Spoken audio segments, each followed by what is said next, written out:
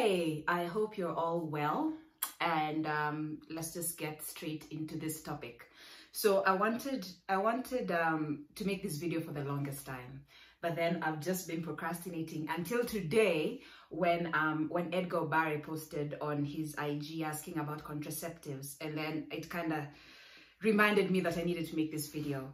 So basically, I've seen this conversation on Facebook as well, where there was someone who was saying she put her daughters, I think she had 3 daughters, and all of them were put on pills when they're still teenagers.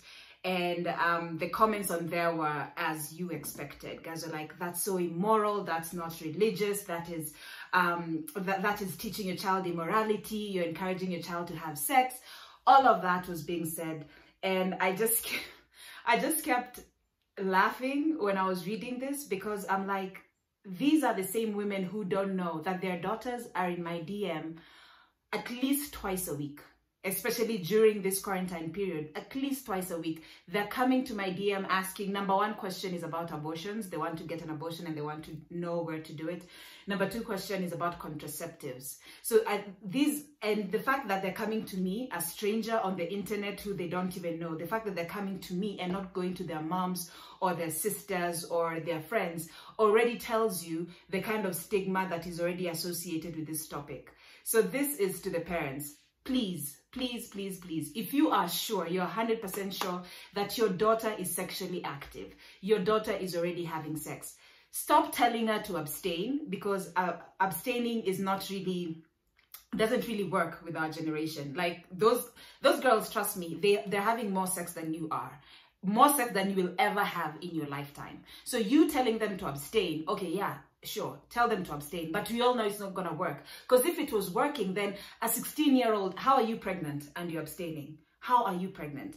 Number 2, tell them about protection, that is condoms, you know, because a pill cannot really protect you from HIV. Tell them about condoms. But again, these kids are fucking raw.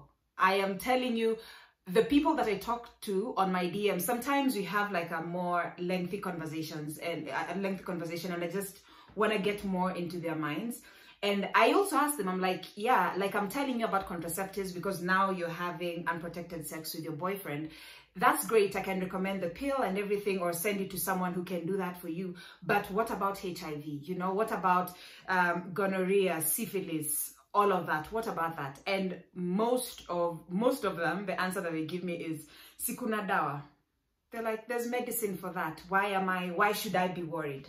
These kids know about ARVs. These kids know that when you have gonorrhea, when you have herpes, there's a solution to that. The only thing that they're really, really scared about is pregnancy. Because once you're pregnant, your only 2 options is to keep or to take the baby away, like to terminate the pregnancy. That's the only thing that they worry about. And some don't even care about aborting at this point. Like they've done it so many times, it's almost like just a regular procedure.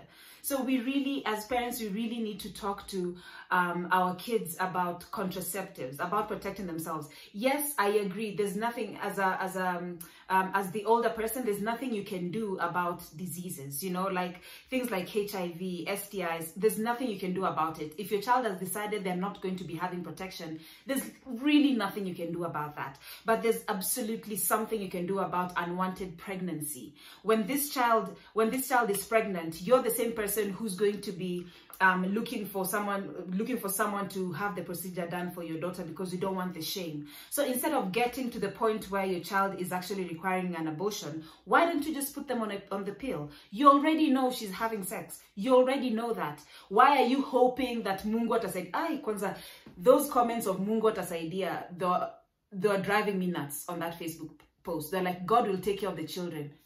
Really? Really? God will take care of your child? Talk to your child about sex. Talk to your child about contraceptives so that they don't end up coming to people like me for help. And worse still, when they go to other people, other random people on the internet who may not be having the right advice for them. Because what I usually do when they come to my DM, the first thing is, of course, maji yashamwagika, you know, like you're already pregnant. There's nothing you're going to do past this point. So most of them usually want an abortion, but then the thing is, I usually direct them to a counselor, and also I also have another gynecologist who they're directed to, and they have a talk. Most of them are usually talked back to not having the abortion. There are some who they want the abortion, but you're like 6 months pregnant.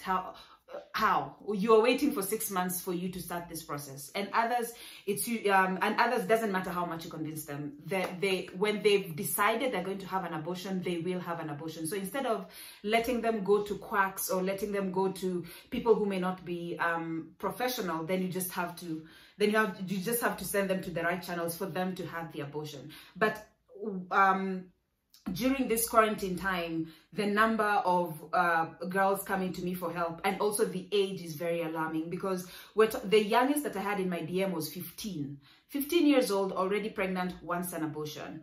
And then I think the oldest was early 40s. She was early 40s. And that's the thing, like, abortions, when you think of abortions, you just think a teenager or a young person, but there are also people in marriages. Like, this one was already in a marriage.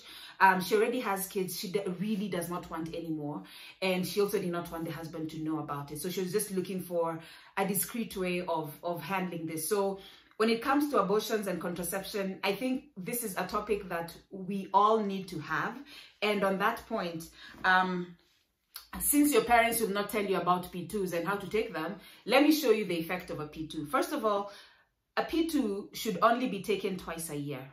Twice, like that, and that is the most that you can take it. Okay, so when you take a P2, this is what happens. We're assuming a sperm is coming in. A sperm is coming in, the egg is coming from this side, and at some point they're going to meet. They're going to meet somewhere here, and then the baby will be formed, right? So when you take a P2, so this is basically a sperm coming in.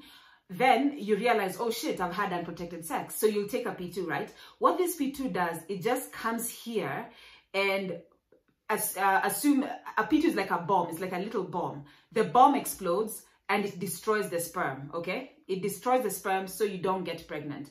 But because of the little or the big explosion that has happened, everything else around it is also damaged. So so for example, like your period will now become irregular, your hormones are not balanced, sometimes you get cramps and things like that. So it's a huge bomb. So imagine it as a huge bomb that is sent as an emergency. That's why it's called an E-pill, an emergency pill. It is sent through so that it can destroy the sperm before fertilization happens, okay? So because of this, the doctors usually advise, don't do, in general, just don't get an E-pill, just get something permanent. But if it's an emergency and you need to do it, only do it that one time, and this can have very long effects. Myself, the last time I took a P2 was in January, and it's only now that my hormones are actually getting back to balance. My period is now getting back to regular. Even my skin was already, like, it was having like some serious breakouts because of it. And the reason why I'm bringing up this P2 topic is also because there was a time on Jalango's show, that show on Milele, him and Mwakideu, there's someone who called in, a lady called in and said she was pregnant, and it's by a sponsor, like the guy is just an older guy who's married, so she's confused about what to do. And then Mwakideu asked her, like, weren't you using any form of protection, weren't you on the pill or whatever? Then the chick is like, oh yeah, I was on P2. So Jalango's like, you're on P2. Like, what do you mean you're on P2? She was like, yeah, at some point when they started having unprotected sex, she took a P2. But then when she read the instructions, it said you can only take it twice a year. So in her head, she was thinking, I'm good for 6 months. Then I take the next pill after 6 months. I remember hearing that and I wanted to cry. And this woman is 32 years old. She's my age. She's 32 years. She has no idea how a P2 is taken. She did not know that you actually take it all at once and that's it. It doesn't mean that you can only do it after 6 months. And then there was another one in my DM with the same thing, but hers was different in the sense of she was having irregular bleeding. So she was asking me for advice. So should I do blah, blah. And then I don't know. I don't remember how the contraceptive topic started, but then she told me that she takes P2s every weekend. And I was like, every weekend for how long? How long have you been doing this? She was literally, she thought that every time you have sex, you take a P2, like every like as necessary. like every other time that when you have sex. And I just thought it was ridiculous, you know, and I wanted to like smack them in the face. But then I remembered, who taught them? Who taught them? No one. So if you don't teach your child about P2s, or you don't teach your child about the different contraceptives that are there, she's either going to mess up her body with all the pills that she's taking unknowingly, or she's going to get pregnant at the wrong time.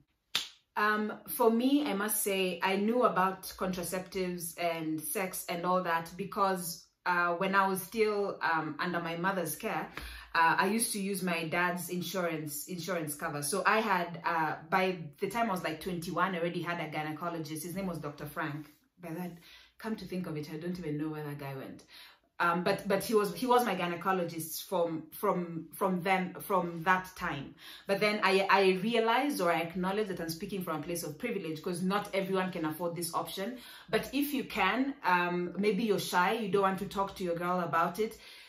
If you have an insurance policy or an insurance cover where your daughter can actually be going to see a gynecologist, give her the option or give her the leeway. Because I started having pap smears at around that age. That's how I got into a relationship with the gynecologist, in the sense of relationship, meaning that I could see him often every time I have like an issue. So when I was ready to start having raw sex with my then boyfriend, I went to him and asked about contraceptives, you know. So he's the person that I had a talk with about contraceptives. The first time I got a UTI and my vagina was burning and I had no idea what this was, he was the person that I went to. So if you have that option, the first option is, of course, talk to your own child. If that is not for you, then at least have someone who's a professional who's going to be advising them on such things. And even when the time comes when, for example, she's pregnant and she wants an abortion, God forbid, she wants an abortion, she knows the safe place where she can go and actually get help from.